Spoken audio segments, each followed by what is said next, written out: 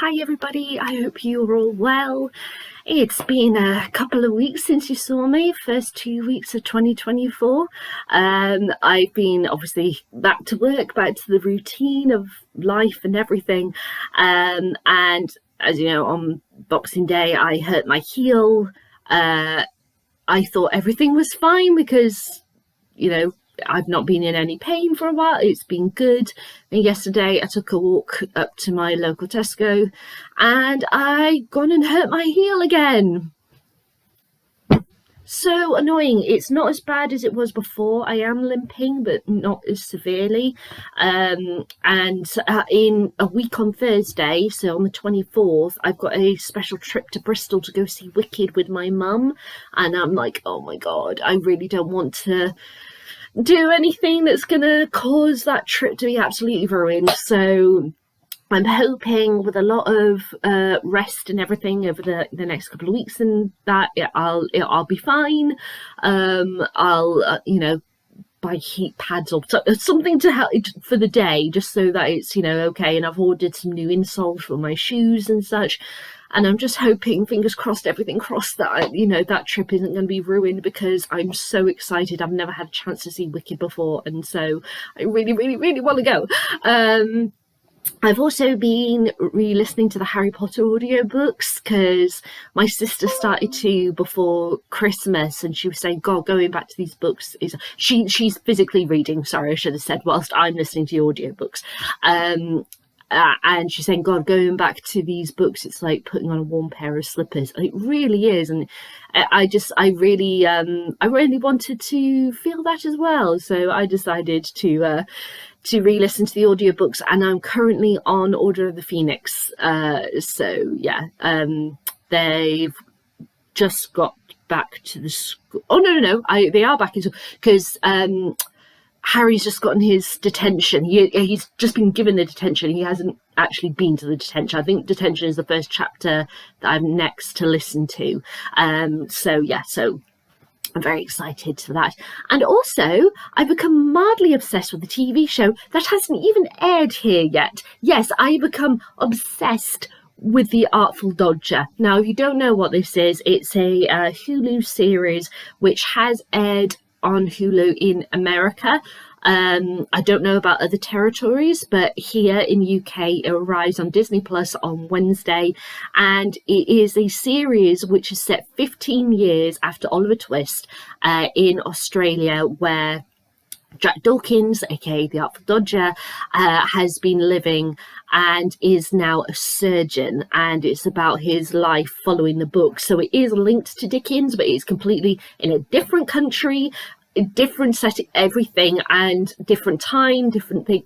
And the concept of it, I just love, and I've absolutely fallen in love with videos of Jack and a character called Belle that are all over social media, and I'm like, oh my God, I need this so much. I just love them, and I haven't even watched the show yet. So Wednesday, I am going to, as soon as work finishes, putting on Disney Plus and watching that. So so that's what it's been like with me for the last 2 weeks. There's been heel pain, should I say, not ankle pain, reading, lots of reading, listening to Harry Potter audiobooks, and obsessing over a TV show that I haven't actually seen yet. So yeah, fun times. But anyway, I'm here to talk about the book I've been reading the past 2 weeks, which is Fall of the Giants by Ken Follett. This is the first book in the Century trilogy, and it's a whopper of a book. It's over 800 pages long, which is why it's taken me a couple of weeks, and the other 2 books are about the same, so it could be that you're going to get my next 2 reviews over the next 4 weeks, but I will do my utmost to get through these as quickly as I can. But getting back into swing of things with work and such, it took me 2 weeks to get through this one. So I am not going to give specific details about characters and such with this trilogy. I know that sounds weird, but let me explain. The first 6 pages of this book are dedicated to listing all the characters that you will meet just in this book. 6 pages. There are that many characters, okay? And the Century trilogy, what it is that it covers a century of time, and follows multiple families through that time period across multiple countries. So you have a lot of history in there. So this covers like 25 years, this book, and mainly covers, it starts in 1911. And goes through, you know, the First World War and the aftermath. The second book though follows, I think it's 19. Oh, you know what? Actually, I've got the book right here. I'm gonna pull it out. 1933 is when it starts. And I don't know exactly how many years that covers because obviously I haven't read it yet, but I know obviously it's going to go through the Second World War. And then the third one covers the Cold War. So, and apparently I have read on online sources that it ends when Obama becomes president. So, yeah. So that tells you from 1911 to, I think it was it 2008? I may be wrong, please correct me. No, not 18, won't it? No, it wasn't 18, no. Okay, around 2010. Let's say around 2010 time is where the trilogy is going to end. Sorry, I've got the runny nose right now. I hope that doesn't mean I'm coming down for a cold as well. Oh, I'd hate if I haven't. So it follows a long span of time. And if this book alone has got 6 pages worth of characters, I think you can imagine why I'm not going to be able to delve into all of these different characters who I loved and aspects of it and such too much. But I will talk about one character in particular who I adored, who we begin with, who is nearly the last person to speak. He's like one of the first people to speak in the book and nearly the last person to speak at the end of this book, and that is Billy Williams. I loved Billy Williams' story so friggin' much. So Billy is about 12 years old, 12, 13, oh no, it's his 13th birthday. Sorry, I corrected myself. It's his 13th birthday in the very first chapter, and as a tradition, when in his family, he's from Wales, minor family, age-old tradition, as it were, in his family to become miners, they begin work. So he literally has his 13th birthday and he goes on his first day of work. And it is a bit of an uneven day for him with, you know, obviously there's a bit of bullying and such, and trying to find his feet and going into something he has no idea about. But you get to see the ramifications of what that means for him in his later life and the decisions that he makes. And we get to follow his life and lots of other people's lives as well. But what is really interesting is that Billy comes from obviously lower class in society, and we see him and how he builds his reputation, and we follow his career. At the same time, the family that own the mine that he works in, at a high level of society, we get to see how they are all impacted, and how there are shifts in society on both sides because of the impact of the decisions that they make because of the First World War. So yeah, there's a lot of society shifts that happened. There is a big emphasis, sorry, that's the word, I couldn't think what the word was.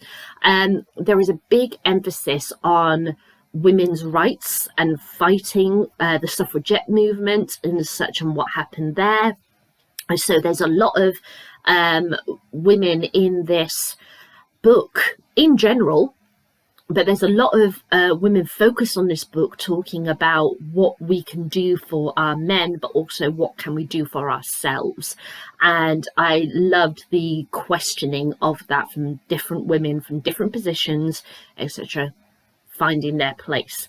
Now, as you can imagine, because we are following all of these families through 25 years, and there are a lot of women, we have a lot of relationships establishing, a lot of marriages, and a lot of babies born. Pretty much, I think pretty much every character has at least one baby in the course of this book, but it's covering 25 years. So you can imagine that there's going to be, you know, a lot of kids born. And obviously it's their kids who are then going to be the main characters in the second book. So I am very excited to see where this is going to go. And because we've had immigration happened, more countries are now captured in the range of countries that this trilogy is going to cover, and the history and how they end up coming into the Second World War. So I am very, very excited about that. Now, Ken Follett, I have read Ken Follett's Kingsbridge series for years. I love that series so much. He brought out the new one in October, and because I am one of those people where I have to have the book in the same format so it'll look lovely on my shelf, I have to wait an additional year in order to read the book. So I have held off having any kind of spoilers. So I think August rather than October is the release date for the paperback. So I will be buying that in August and reading that, and I'm so super excited. But Ken Follett is just absolutely brilliant at creating worlds, especially within historical reality. Now, of course, just because this century is so close to ours, that doesn't mean it's not historical, because of course it is. That's the nature of history. It becomes historical. So even though there are events that will happen in this trilogy where I can go, right, so because obviously, as I said, it's going to go to around 2010s, and I was born in 86. There are going to be some things that will be brought up in this that I will remember, and I love that, because previously with the Kingsbridge series, it's been all the way from Vikings invading England all the way through to, apart from the most recent published book, because I haven't read it yet, the one before that, Column of Fire, was the 1500s. So that is a long span of time to write about this one place in England. And I absolutely love his world writing. He is so brilliant at writing characters, and everything is so grounded in reality. And it felt the exact same way with this book. I felt all those nights in the trenches that the soldiers went through, the mines, the campaigning for women's rights, the bombs going off, all of these things. And in a way, I understood why characters made the choices that they did. Sometimes I didn't, and that's not a bad thing, because people do unexpected things sometimes. It's bound to happen. But yeah, I just found it so interesting a world to delve into. And because he's got so many characters, Ken doesn't hang around in this trilogy. I mean, he's like that with his other books as well, but there are periods where you might sit with a character for quite a long time in the Kingsbridge series, simply because it's important, obviously, to the narrative, but also it's important to get to know them. But in this one, sometimes he does have to go, right, I'm just going to write what you need to know and such, and then we're going to move on. So maybe that's why sometimes I was a little perplexed by why characters did certain things, because he had to get through. But I didn't feel annoyed by that or anything. It was just like, oh, okay, right, so we're going down that route. I found it, sorry, my nose is just running like crazy and it's really annoying me. I found it really interesting. I mean, I always find it very interesting the way that he writes women. He really understands how, well, I was going to say how women feel, but maybe that's not the right way. How women process things compared to men. And there were moments where I was like, whoa, okay, he gets the depths of his characters regardless of sex. And there are some writers that cannot do that. There are some female writers who can't write men, and vice versa. But Ken has a real deep understanding of character and how they process information. Like, for example, I'm not going to say who, I'm not going to give too many details, but there is a situation of discovering infidelity which leads to a dramatic event. And I was like, oh man, oh God. And I was really taken aback by a decision that got made from that. And it was a woman who made that decision. And in a way, I was like, what the hell are you doing? What are you doing? And then I sat there and I went, and I listed the pros and cons in my head of the choice that this woman has and what would the implication would happen for whichever way she went. And I was like, okay, I get you. I get why you're doing that. So if the writer makes that, so I trust in him and the character choices that he has made. Even if the character makes choices where sometimes I am perplexed, I know that I'm safe in Ken's world with the characters and decisions that he makes. Now, in the Kingsbridge series, there is a lot of dark shit that happens, and aspects such as rape, for example, are a big part, because that was a big thing in that certain period of time. So, just the difference. What I'm trying to say, well, I'm badly saying this, is that the decisions that got made were really appropriate for the social situation of the time, just as he does in the Kingsbridge series. So, and I was really happy with that. It's not a case of that is a tool which he decides to use in every book that he's read. Because as I said, the Kingsbridge series, I only know from that period with his writing for covering the time of Viking invasion all the way through to like the 1500s. And this is starting in 1911. So this is the most modern series of books, historical books of his that I have read. So, so it's that social shift in my mind of going, oh, right. Oh, yeah, Ken can't use that because there's a law there to stop that. So what is he going to do instead? And that kind of thing. So, yeah, my very, very bad way, a long-winded way of explaining that. I'm saying I liked the decisions that he took. I felt that the ending was appropriate. It very much, it's not a case of he wrote the first one and it was really popular, so he decided to write the next one and the next one. He very much knew that there was a trilogy here, because the way that this book ends, it doesn't tie up lovely bows for all the characters.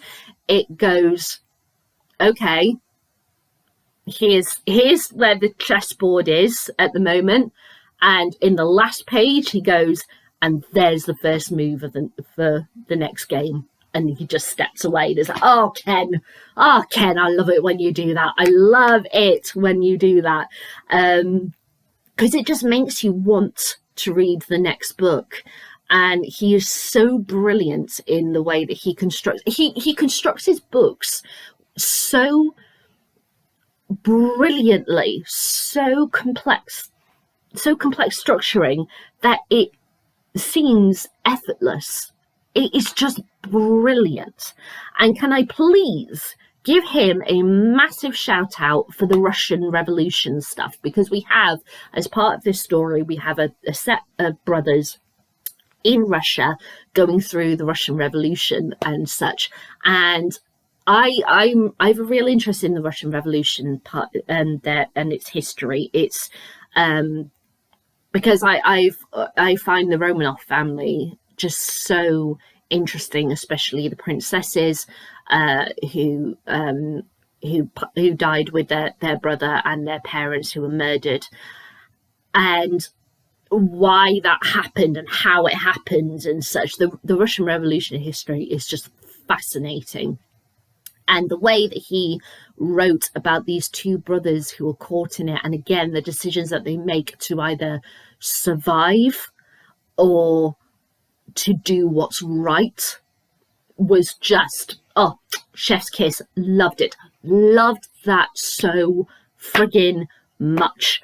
And actually, in the author's, there's a note at the back that just says historical characters, and Ken explains something which I think every historical fictional writer needs to follow, because there are a bunch of them that do not follow this.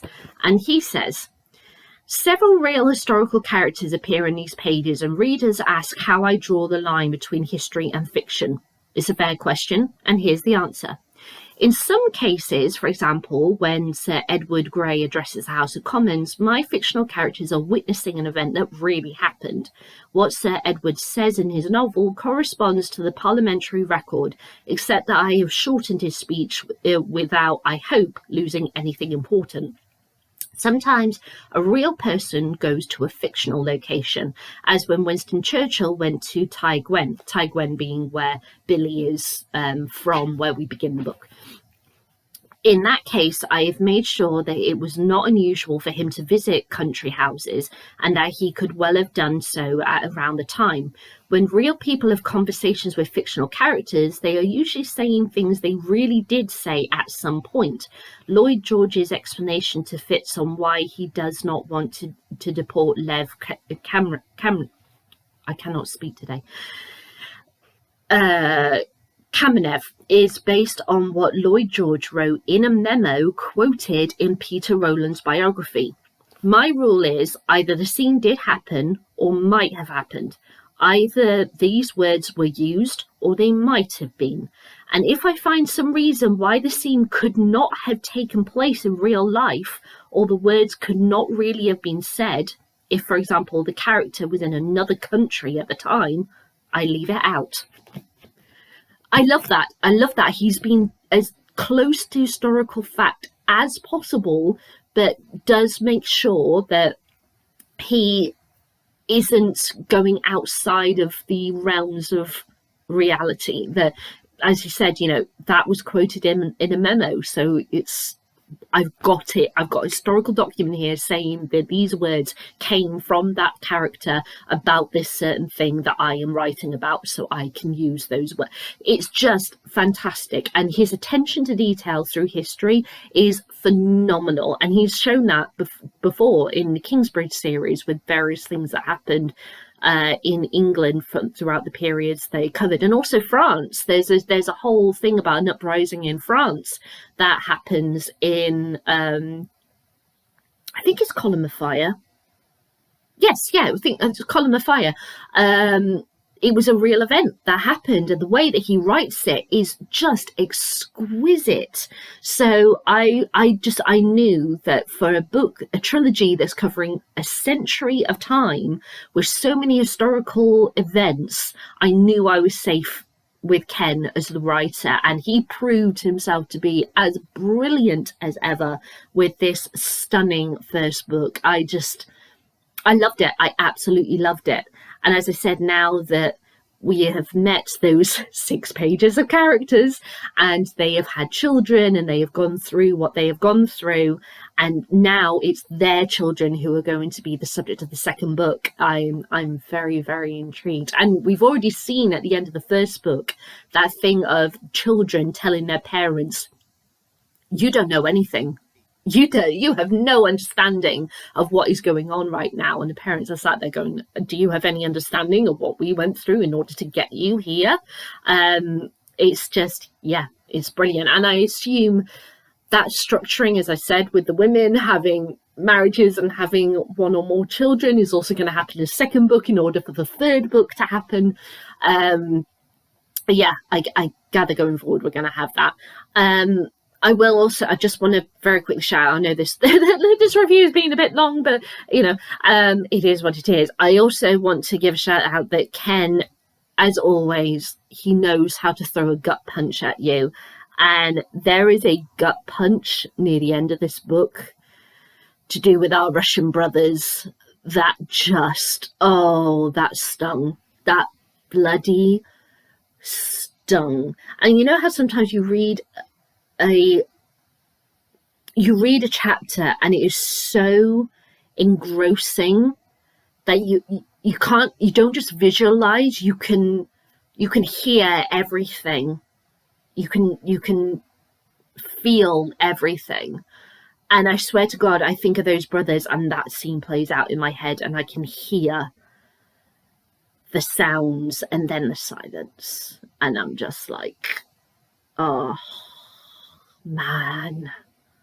Oh, Ken, you hurt me bad with that one. But not everyone gets their happy ending. And that's important to life. Things don't always go according to plan. There were characters who we lost in this book who I really thought could make it. I hoped would have some happiness, would have something. They had so much potential, and it fell away. And there were young and old passings as well, just as anywhere, anytime, anyone can be lost at any age. And Ken finds that balance between the horrors of life with the horrors of war and famine and all sorts and dark things that people do in order to survive, with the beauties of life. Even if it's just that, things like putting your kids to bed, reading them stories, that kind of the light that shines through the dark. It's brilliant how he writes about human nature. And I am so excited to read the second book in this trilogy. So that's all I'm going to say about that. Those are my thoughts on Fall of the Giants by Ken Follett, the first book in the Century series. And look at all those spine breaks in the lights. Look at all of them. But each one of them was with love, because I really, really love this. So my usual questions. Would I read this again? Yes, I definitely would, but I'd have to, obviously, because I know this is a trilogy, and as I said, the book has the ending that it has, meaning he's setting you up for the next one and goes, your move. I'd have to read the whole trilogy again. I wouldn't be able to just read each book singularly. Would I recommend this to anyone? Yes, definitely, and especially anyone who's interested in war fiction. This was very, very, very well written. I very much enjoyed it. It was, I think somebody who is an interest in war, not just UK based, I'm talking worldwide, because as I said, Russian Revolution and other countries are now going to get pulled into the second book because of immigration that happens with the various families in these books. Definitely be an interest. Would I read any more of Ken's work? Well, yes, because I love Ken Follett. I think he's brilliant. I really, really, really need to invest in his other books, and there is actually one that's my name. So I really should read that one, shouldn't I? But yeah, I haven't gotten round to them, but I love his Kingsbridge series so much, and if you haven't read those, do, because they are brilliant. So yes, that's my thought on book 1 of the Century trilogy by Ken Follett. Have you read this book? Let me know what you think. Leave a comment in the comments below, or give me a thumbs up, thumbs down, touch it at your side. And I'm back with my thoughts on the next book, which is the second of the Century trilogy, Winter of the World. I would read the back of this, but there is so much where I'm like, oh damn, I couldn't believe. I'm like, we're good. The description below, we've got families, some of the families meet each other, and I'm like, oh my god, I am so excited. Oh my god, I'm so excited. But yeah, as I said, it might take me a couple of weeks again, but I will get through it as fast as I can. So I will see you when I see you. All right, everyone, bye.